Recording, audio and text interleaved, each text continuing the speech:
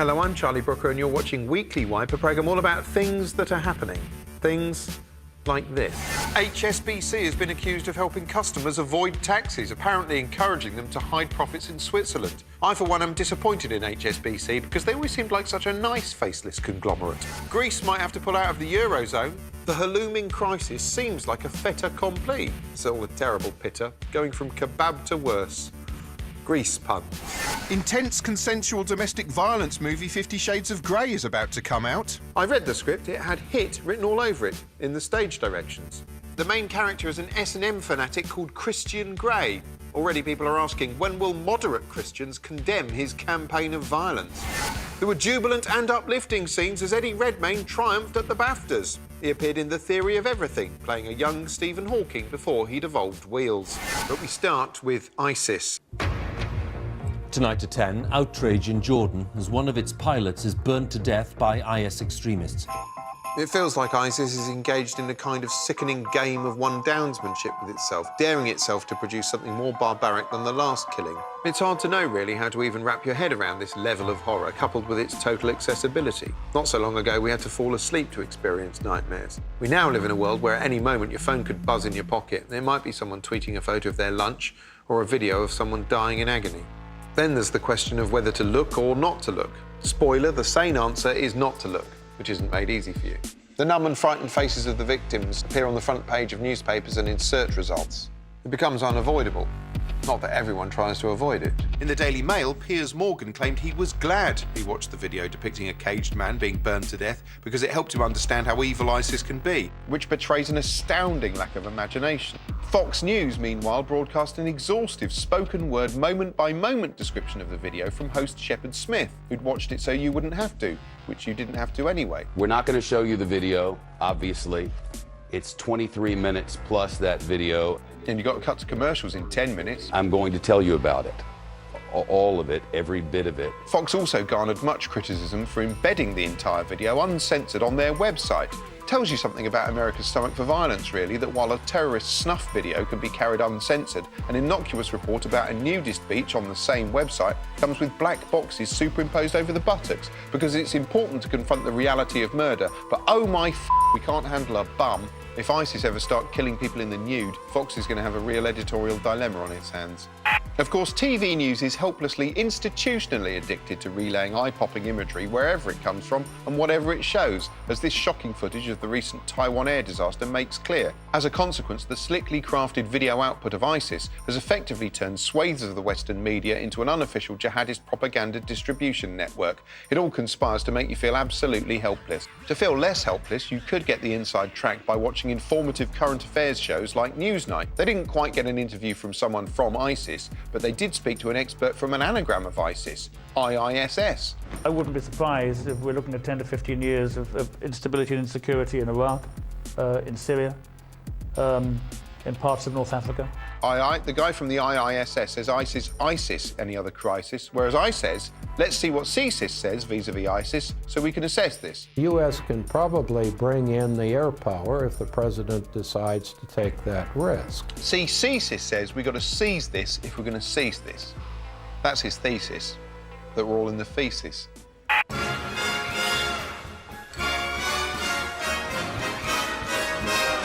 Entertainment and movie buffs rejoice as Britain gets its first 4DX cinema, which transforms the cinema-going experience forever. Instead of sitting through a shit and awful modern film, you'll physically suffer through a shit and awful modern film, while the cinema itself jolts you back and forth in a desperate bid to keep you awake. You know, like films used to, back in the days when they had stories. As well as shaking the audience around like gawping skittles on a Vietnamese bus, the 4DX system puffs out smoke, sprays you with water, emits smells from a backstage depository, and even releases bubbles.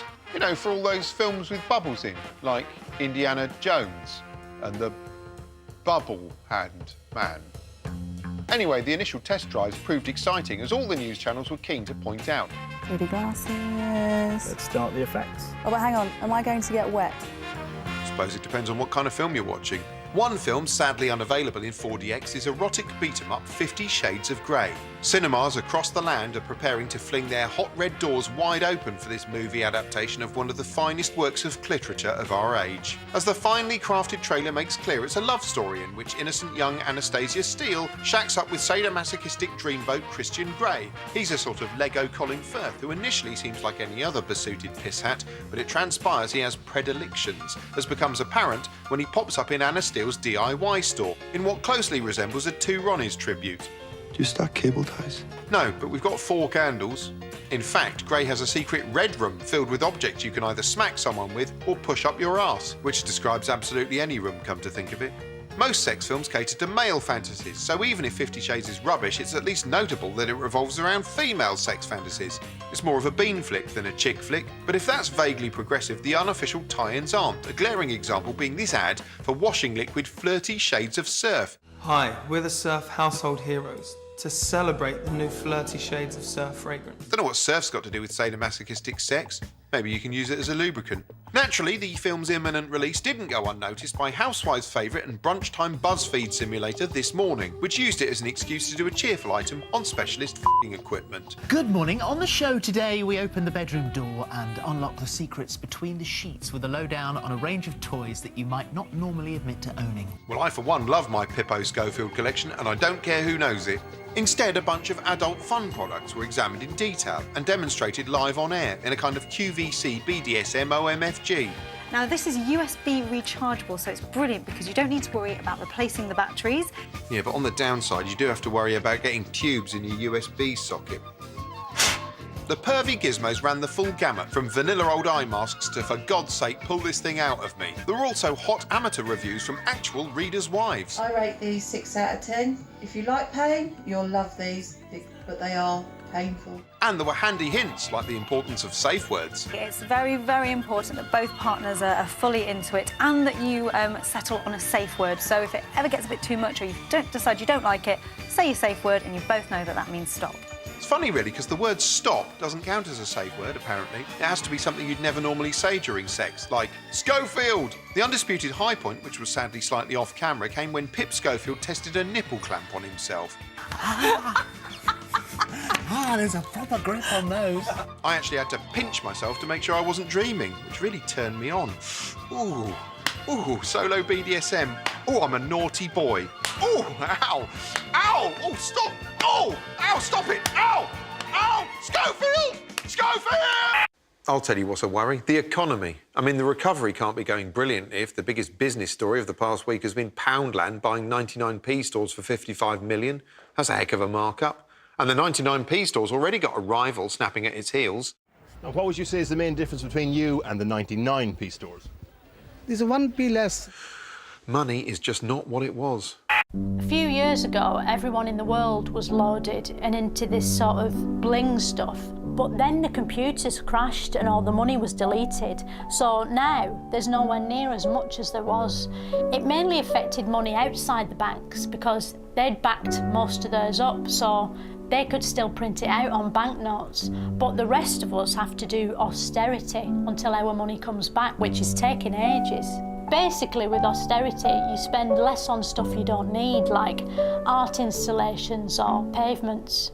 Not everyone's into it, like the disabled keep moaning about the benefits being taken away, but they can still make money by doing Paralympics or getting mugged outside their own home. It's hard to care about austerity because it's not like a tornado or an explosion where you can see pictures of it on the news and go, oh dear, that's their lives ruined, and then rewind it and watch it again. Austerity is sort of invisible, like a gas, but a gas that kills money. And there's not much to show on the news except things that are closed or sort of maths things or food banks, which are like NatWest for peas. Oxfam says the wealthiest 1% will soon own more than the rest of the world's population. I suppose it's a bit gutting seeing the 1% people put up the nice tall pointy buildings while everyone else is sort of coughing to death in knackered old hospitals on the ground. But with a lot of the 1%ers, it's not their fault they're in the 1%. They were just born there. They've literally done nothing to put themselves in the 1%, so picking on them is literally the same as racism. Since the money crisis began, loads of European countries have been skint, But Greece, right, got totally skint. So basically, Germany lent them loads of money, like wonga, but in German, which is vonga. The Greek economy had to undergo IMF treatment and do tons of austerity, like really austerity the fuck out of itself. After a while, they didn't want to keep up the repayments, so they invented a new government who didn't believe in money. There's uncertainty in Europe tonight after Greece voted in an anti-austerity government. After the Greeks stopped believing in money, the Spanish stopped believing in it too. And now the Eurozone people are worried everyone might stop believing in it and it'll disappear and we'll have to barter with, like, sticks or, like, I don't know, handfuls of soil instead of using bank cards, which would be tragic because they've only just invented that contactless payment thing. They said austerity left Greece devastated, but it's hard to tell because the footage was all people sitting around and things looking a bit half-finished and political graffiti on the walls, which is what Greece looked like anyway back in 2002 when I went there with my mate Paul. He fell off a scooter and took all the skin off his palms. That's not relevant, but it's stuck in my head and I don't think the sight of it will ever leave me, to be honest. As Greece's freshly elected government goes head-to-head with the Eurozone, all eyes are on Greek Finance Minister Yanis Varoufakis. Not because he's a pivotal figure, but because he looks cool as shit. Welcome to the eye of the European storm. This is Greece, formerly associated with carefree fun in the sun. But more recently, the skies have darkened, and we're now being told that this place is threatening to bring down with it the whole of the European continent. Yes, it's Yanis Varoufakis, the coolest politician in the world. I mean, look at him. He doesn't even wear a tie. And he looks like a murderer. That's cool. And he rides a motorbike. He's like the Terminator, but for Greek debt. The pay-you-later. He's also got his own Twitter account, a blog about how money doesn't really exist, and he's got a devoted following of groupies. He's the Liam off One Direction of Greek finance ministers. But Europe seems scared of him, possibly because he looks a bit like a Bond villain. He dresses like a Bond villain, he grins like a Bond villain, and he sounds like a Bond villain. My message to our German friends, and indeed to all Europeans, is that no hand will be overplayed. And now, Mr. Bond, I expect you to yield. Varoufakis has been complaining about austerity ever since the 90s when he dressed like a backing dancer from a Paula Abdul video.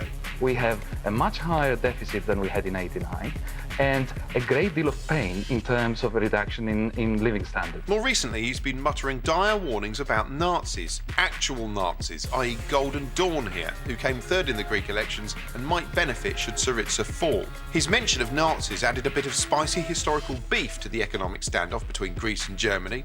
To wear my historical hat for a moment, back in World War II, Germany occupied Greece. Hundreds of thousands of people died and the Nazis drew a forced loan from the Bank of Greece. Well, the new Greek government claims that debt has never been fully paid back. Anyway, recently Varoufakis has been out and about looking cool, touring Europe to tell financial bigwigs he wants a negotiation over Greece's crippling debts. I'm not quite sure what his strategy is, but I think it chiefly involves trying to convince everyone in Europe that money doesn't actually exist. And he's so frugal that when he travels, he carries his own luggage, he flies economy, and he avoids roaming charges by only using an imaginary phone. And I have to tell you, I'm a great BBC fan. I've never listened to such an inaccurate report. Yes, Varoufakis is the man of the moment. When he visited the UK, even our anchors sounded impressed. The man who could yet bring down the euro, the new Greek finance minister, rocked up in Downing Street today in biker boots and a leather jacket. Sure enough, as ITN skillfully depicted, he's so cool and austere, he'd walked all the way there from Greece, dressed like a cool bin man to fool the TV cameras. In fact, this cameraman filmed the rather more plausible besuited official walking up Downing Street to meet George Osborne. As soon as he was indoors, he looked comfortable and at home, much more so than George, as he patiently explained to Osborne that money doesn't exist, therefore being Chancellor is a waste of f***ing time. News that didn't seem to go down too well with Gideon here. Well, it's clear that the standoff between Greece and the Eurozone is fast becoming the biggest risk to the global economy, and it's a rising threat to our economy at home. Yeah, it doesn't matter, mate. Money isn't real anyway. I read it on a blog, in Greek. I can read Greek. Anyway, having thoroughly spooked Gideon, Varoufakis slightly undermined his cool guy image when he left without his leather coat. Although, come to think of it, he'd probably sold it to someone indoors for €20, which will probably be enough to buy Athens in a few weeks. Privacy is a hot topic right now because Samsung has warned owners of its smart TV to watch what they say while sitting in front of it because, unlike your family, it actually listens to you. Someone else who's concerned about privacy, especially internet privacy, is typical YouTube vlogger Zeb, who's here to enliven us with some of his young online views. Take it away, Zeb. Hi gang, Zeb here, just saying hello. Hi! So, the other day I read this thing about David Cameron's plans to let the government snoop on like everything you do on the internet, which seems sort of nosy. Anyway, I started doing a ukulele protest jam about it. Then I had some toast, then I did a bit more jamming, and I had a little think. And I thought, I'll do this upload you're watching now about why privacy is so cool. Privacy's cool because it lets you do like private things. Like my parents used to follow me on Twitter and they were always eavesdropping on what I said and being all parenty. That wasn't totally Mum's fault. She's kind of a downer and sometimes does stuff like lying in bed all day with the door and curtains shut. Mum, what's for tea? Hello? Oh, cheer up. It's blatantly one of the top 5 reasons why I moved out when I finally got my book advance. Mum doesn't like to talk about the crying in bed stuff, and that's what's private for her, and I respect that. But on the other hand, what I say on Twitter is private between me and my followers. So I blocked her, which was really hard for me, so I did an upload about how I felt. So what's the point in having a mum sometimes, you know what I mean? I don't mean that horribly, And that got loads of likes, so I followed it up with another one. I'm just sick of it. And when she's awake, she's in my ear hole all the time. And then Dad showed up in the comments, which was a total violation of privacy. So I reported him for spam, because sometimes privacy's a right you have to fight for. I did one of my epic rants about that a few weeks ago, actually. He's as bad as Mum. Don't worry if you missed it, because I've shot a sort of higher tech version of it for that new ITV2 show I'm in next week, House of Tuba. God, shut up, the pair of you. Would you just leave me alone? It's sort of made in Chelsea for vloggers. I've already seen the rough cut and it's sick. The production dudes asked me not to upload it here because it's private to them till it goes out, so of course I said yes because privacy rules. And that's why I say no to the Snoopers Charter. Don't forget to subscribe for my channel for 58 uploads a day, 7 days a week. Thanks for watching, bye! While austerity swirls around us, TV is encouraging viewers to tighten their belts with shows like Eat Well for Less, in which MasterChef's Greg Wallace and TV greengrocer Chris Babin try to stop regular folk overspending in the supermarket. Greg Wallace is a good choice for this show because he reminds you of the cheapest food there is, the potato. And his sidekick Chris is a cheeky chappy, a sort of dapper Sprouts. Would you be happy with it if it came in a black box or a pink box or a polka dot box? It doesn't matter to me what colour box it comes in. I can't help thinking that Cockney twosome is wasted in this format. They could be a pair of new Mitchell brothers walking into the Queen Vic, not slouching round Tesco moaning about the sinister conspiracy of great big labels telling you how much things cost. Why are they telling me so boldly that that is £2? Because it must be good value. I've come in and I've never meant to buy strawberries, and now I'm buying them because it's got a big red sticker on it. Yeah, f***ing manipulative supermarket bastards. You know what? Next they'll be giving you some sort of cage on wheels to make it easy to carry those strawberries around. Devious f***ers. Greg and Chris are down the supermarket to lurk in the background as this week's family do their regular shop, which generally consists of them thoughtlessly lobbing produce into their trolleys without giving a fig for the financial consequences. Howard's impulsive habits have the food bills racking up. Like I've heard of that, sumac. I've no idea what it is or what you'd use it for. I'll go for it. This wanton, decadent spending on the likes of frozen sausages outrages the Mitchell brothers. As well it might. What's that? What's that? Is that frozen sausages? We usually have 3 bags in the freezer. 2 are on standby. How many bags in the freezer, Jenny? 3. Oh! How many sausages are the family going through? Then they trail them all the way home, and before the family can unpack their 1,000 bags of sausages, Greg and Chris perform a full audit on their kitchen, apparently getting wound up at what they discover is already there. Greg, this is full of stuff they've just been and bought. You're kidding me. That is a full-up fridge. This is what it should look like after you've been shopping. Ah, those wasteful f***s. They are worse than ISIS. Or should I say, Risis. Crying out loud. Do we really, really need this much rice? They'd be much better off buying a great big 2-3 kilo bag of rice. You know, I hope Greg's only pretending to be angry about what's in someone else's cupboards. If he's really this furious about it, it's a disturbing mental condition. It makes more sense to shoot John Lennon because you've read Catcher in the Rye than it does to be angry about the amount of beans in someone else's kitchen. Beans! Beans! Beans! Beans! There's beans everywhere! And that may be a crazy concept to them. Go to the supermarket, buy some food, and eat it! Having been infuriated by the contents of the kitchen, they stage a baked bean tintervention, confronting the couple with the financial insanity of their spending habits. Over the course of a year, it comes to about £13,000. That is an incredible amount of money. Yeah, that's terrible. That's not funny. No. Tell you what, mate, cheer yourself up. Have a spoonful of sumac and a sausage. Now, this point at which the family realise they should maybe make their money go further should really be the end of the show, but it isn't, because the BBC has to make its licence fee money go further. So the programme keeps going, stretching a 5-minute piece into a 58-minute epic. So there's item after item, some bits involving the family, some bits of consumer reportage. You're going to show me how to make orange juice from concentrate? Yes. Reviews of different tea bags. It was a bit tangy, but I think it had a flavour. Basic cookery advice. 3 cuts in there, 3 or 4 down like that. And bits where there's absolutely nothing to do, but they have to just fill in anyway because the cameraman's apparently paid by the day and not the hour. Got to be a bit Italian, Howard. Sing some Italian songs. Onions, onions, what you gonna do? Onions, onions. For me and you. This is just like being in jail with these people. I've eaten economy sausages with less filler than this. Come to think of it, this is just like an economy sausage. It's cheap, mass-produced, and it contains chunks of meat of dubious origin. Anyway, by the end, the family has learned to live within its means and everyone's learned a thing or two about thrift. That's a great saving.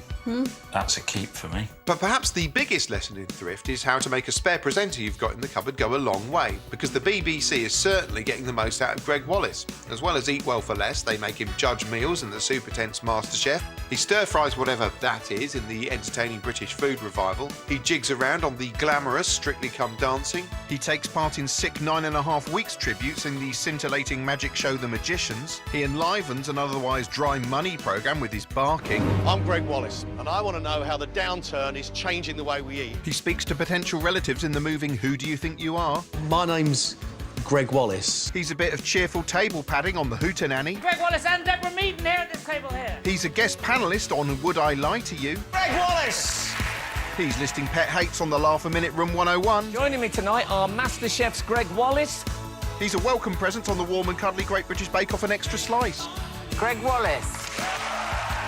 He keeps the sofa warm on the Pleasant The One show. Guests don't get much better than this. Nice. It's John Turose and Greg Wallace. Yeah! He waddles around with things dangling from his scrotum in the eye-popping Shooting Stars. Try and get him in his mouth, Greg. He should go for it. Come on, I hope it's this.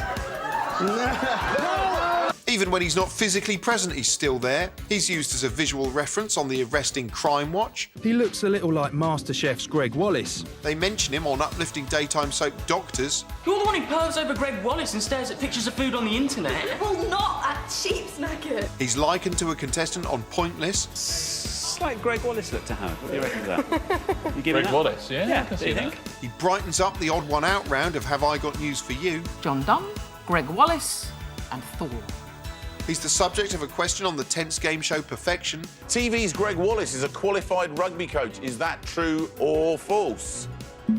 It's true. Good bit of knowledge there, Gary. He's the subject of a question on glitzy quiz show Break the Safe. Greg Wallace. Is correct. He's the subject of a question on glitzy game show Breakaway. Which Australian chef co-presents MasterChef with Greg Wallace? And he's casually discussed on the Cosy Celebrity Antiques road trip. Who was your judge? John Turode and Greg Wallace. Oh, Greg Wallace. Gosh. Yeah. Say what you like about the licence fee, you can't complain about how much Greg Wallace you get for your money. Valentine's Day is nearly upon us. I'll tell you what would be a really good show to watch on Valentine's Day. Dinner Date. Look at it. It's brilliant. So romantic. But could it be even more brilliant if it was compressed down and performed against the clock by Mr. Jake Yap? Well, yes, it could. Here he is.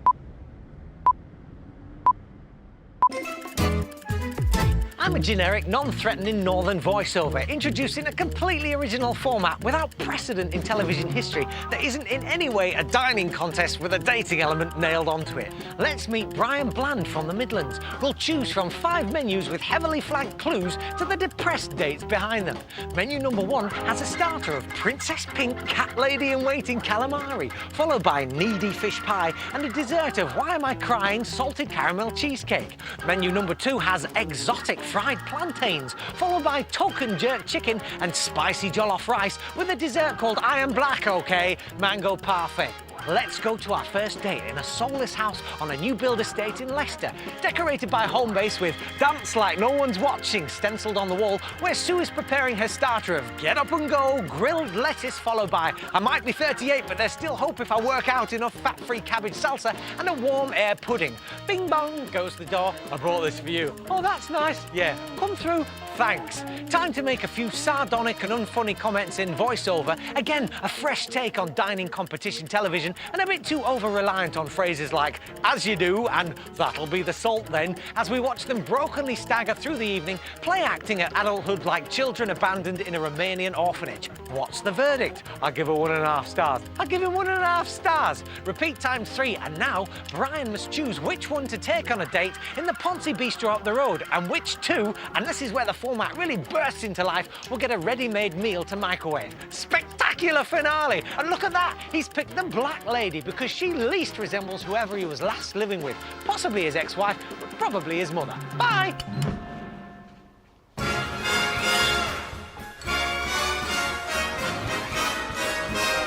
Democracy, and Sky News emboldens the voting process with some stand-up-and-be-counted democracy in action type bumwash in which young people got to blatantly ask the leaders bare questions. The young are always asking questions, mainly because of that stupid rising cadence thing they do, where everything's a question, because they're insecure. Stupid little bastards. The event was held at Facebook's London HQ. You know, Facebook, the social network young people associate with their parents. And because it was for young people, they had young people things there to keep the young people occupied. Ping pong table here, they're going to bat those questions back and forth. This is a breakout area, as young people call it, apparently, in trendy parlance these days.